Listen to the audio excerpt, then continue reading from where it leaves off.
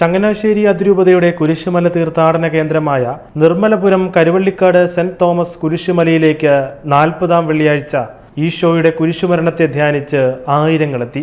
കഴിഞ്ഞ ദിനം വൈകുന്നേരം അതിരൂപതാധ്യക്ഷൻ ആർച്ച് ബിഷപ്പ് മാർ തോമസ് തറയിലിന്റെ നേതൃത്വത്തിൽ ചുങ്കപ്പാറ സെന്റ് ജോർജ് മലങ്കര പള്ളിയിൽ നിന്നുമാണ് സംയുക്ത കുരിശിന്റെ വഴി നടന്നത്.